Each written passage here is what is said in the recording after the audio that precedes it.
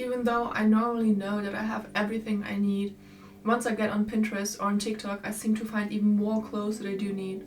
Like my latest obsession, I bet you've seen it everywhere, is the grandpa sweaters. I don't know why, but I seem to need one this winter to live like my coziest dream winter life. But in reality, I have like 3 or 4 cozy sweaters that I got like the years before that. And I found myself scrolling on Vinted 2 hours yesterday just looking for the sweater, even though I don't need one. I have so many. And it's similar with like little tidbits like lip balms, earrings and stuff. I just see it and I need it.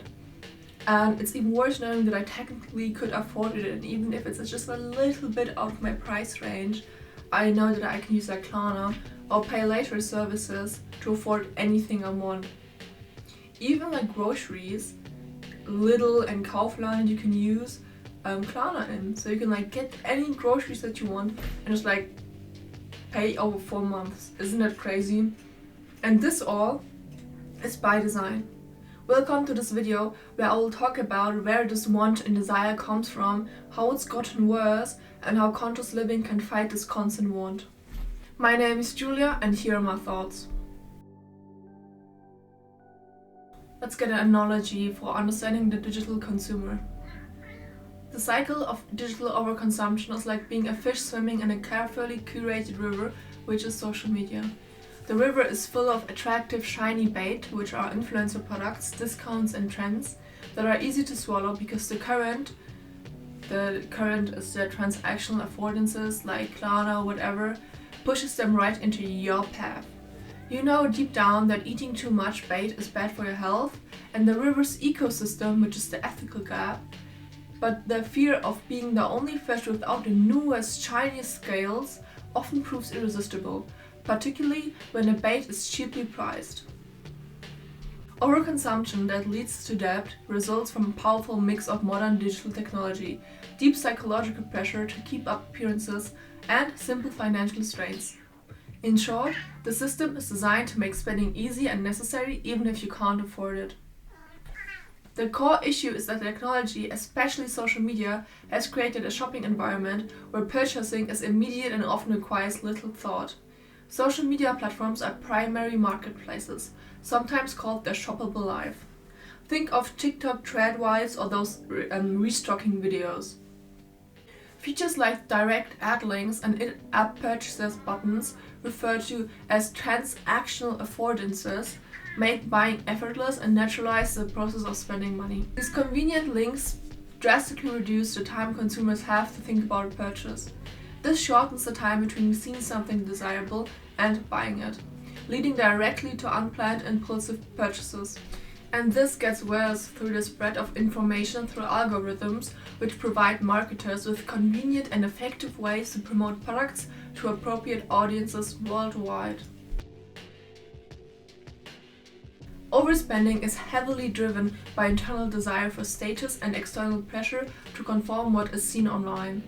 Many people hold the belief, called materialism, that acquiring possessions and money will lead to happiness, success, and increased satisfaction. This mindset makes people more easily influenced by marketing to buy things.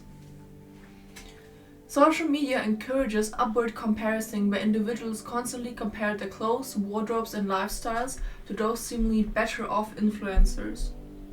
And feelings of dissatisfaction, the belief that our own belongings are not good enough, and the urgent desire to buy new things to close the perceived gap. Limited edition products, exclusive collections, or discount codes generate stress and urgency. Consumers buy immediately to avoid missing out on a deal or the experience of owning the product. Sometimes buying goods, especially compulsively, is a response to unpleasant feelings like stress, frustration, or disappointment. This behavior focuses on the psychological rush or feeling of the experience rather than the actual function of the item, resulting in purchases that weren't truly needed. A key reason people fall into debt is the conflict between their financial reality and the constant pressure to spend.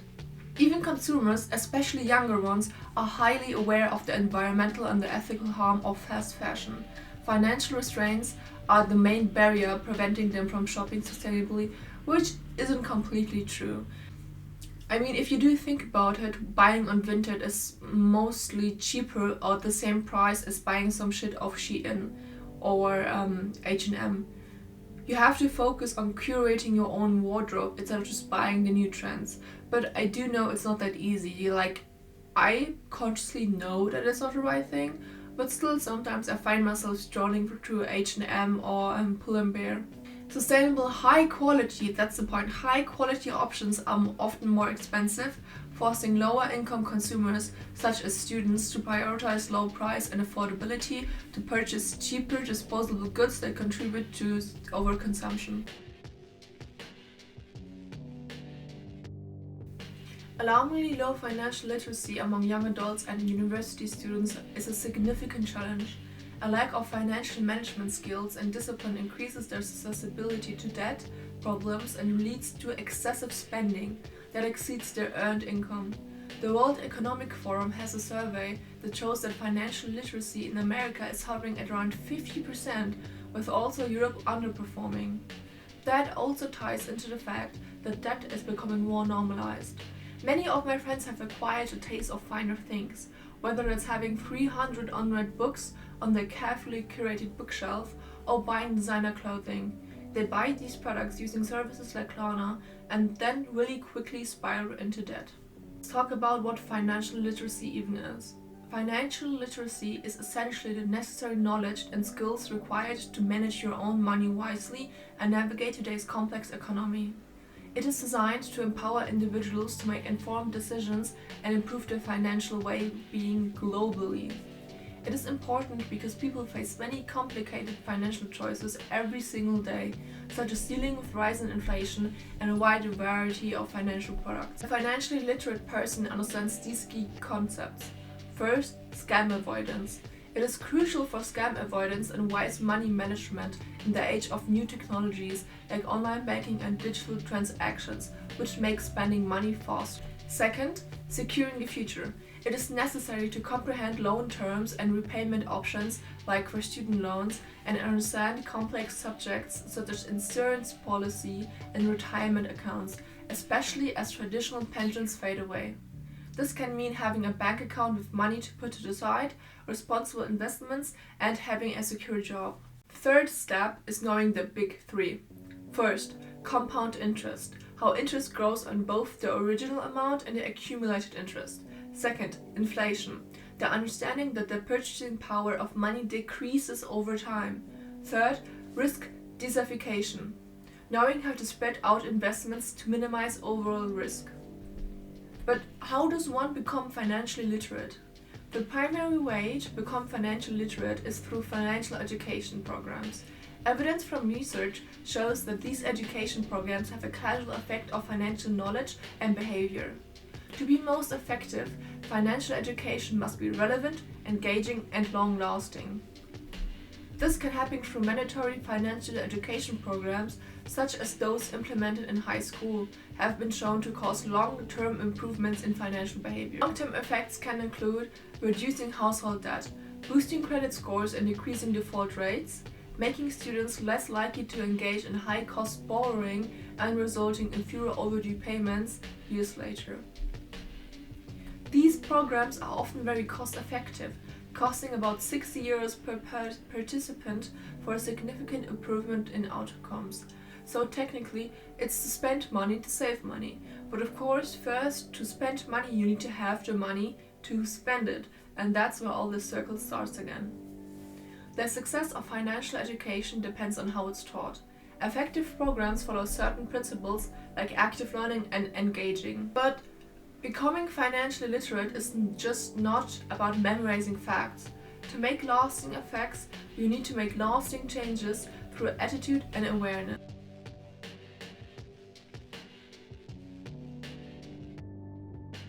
Firstly, while reasoning does help setting expectations on a budget, an article by the Medium shows that the reasoning does not actually help. The author, Rika Liivanainen, I butchered that name, talks about their plans to make an article. During her research, she finds studies that actually show the opposite effect of what she wanted to write. Quote, The paper I found indicated that to benefit from carefully analyzing by a choice, you need to experience in the domain. And most of the time we're not that experienced in consumer choices, especially the ones you make more rarely, like buying a hiking backpack or bouldering shoes. However counterintuitive it seems, research that the author found suggests that reasoning and introspection can reduce the quality of decisions. So basically she's saying, if you don't know anything about the domain, you want to buy something, as an example, you've never been hiking but you need to start hiking, like that's your new set and plan hobby. So you go to Decathlon and you look at all the hiking shoes and you just pick the cheapest one, right? Because you think to yourself, okay, I don't have a lot of money, these are the cheapest ones, so it makes the most sense to buy this, right? Well, thinking rationally in this context doesn't make the most sense, because the cheaper the product, the faster it's going to deteriorate. Think about the fact I said earlier that it's harder and it's more expensive to buy high quality lasting products. So here are a few steps that you can take if you suddenly find yourself wanting an item, but you want to think rationally about it, while still thinking within the context of the emotion and the context of buying lasting things. First step: if you suddenly feel the need to purchase something, close the app, close Pinterest, throw your phone away, go outside, touch some grass, talk about it with friends. Think, why do I even want the product? If you can wait 30 days to see if you still want the product. If you waited 30 days, we're going to go to step 2. Would you have used this item 5 years ago? Will you use this item in 5 years? This especially applies to clothing. If you are anything like me, you have a whole closet of clothing, but still find new items daily that you must need. Think about the grandpa's leather. For women, this plays a bigger part, seeing how the patriarchal structures have implemented that a woman's personality is mirrored in her clothing rather than in her actions. I will get more into this in my next video that will talk about sexism in everyday life. Step 3. Can you afford this item 3 times without using pay later services like Klarna? 3 times, think about it. If not, you cannot afford this item. And this applies to a higher quality of this item. Before you purchase anything, also this isn't a step, but you should always do some research. Go on Reddit, watch YouTube review videos, and pick out the most quality, the most cost for quality item you can find. Step 4. Do you already have a place to put it anywhere in your home? Or is your living space already so cluttered that you wouldn't have a fitting place for it? 5, not 6, 5. Do you already own something similar? Do you have this clothing item but just in black? Or do you have it in pink but you want it in black? Is there any way you can just dye it? Or step 6, can you borrow or make an alternative? Alternative also meaning maybe it performs in a similar way, or even it doesn't perform in a similar way, but it has the aesthetic of the thing. I use these steps, but still, let's be honest, my biggest spending points are still there, because I don't spend money on products as much, but more on food. And for this, you can also think rationally. There is a post I read on Reddit a few years ago that talks about the fun to pizza ratio, I think it's called. I also saw it in a Smosh video once. So when you get home after a long day of work, you probably need 1.5 to 2 hours to buy groceries and cook something good for yourself.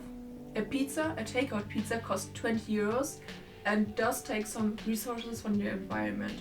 Now you need to sit down and think, okay, was this day so hard that 2 hours of my free time are worth $20? You can't do this every day, obviously.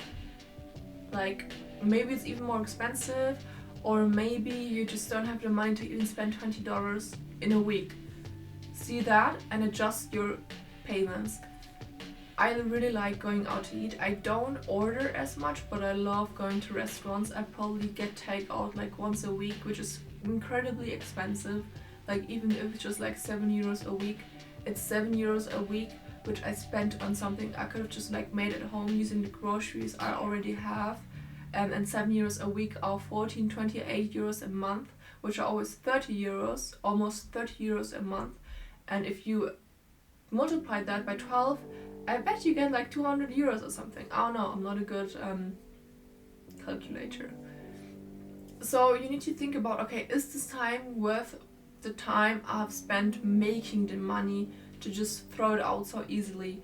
And please never ever buy pay later services for food or quick dopamine hit items that are just gone, like club visits, booking tables.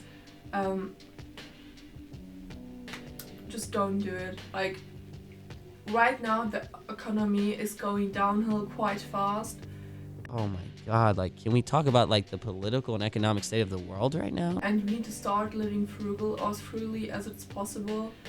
And I do hope that some of my tips that I've gave you in this video and some of the context I've set by using studies and scientific articles have helped you to see a different kind of perspective on spending and how overconsumption isn't entirely your fault because you're influenced by the algorithm and social media, but that you still have to take on the consequences and live responsibly with your...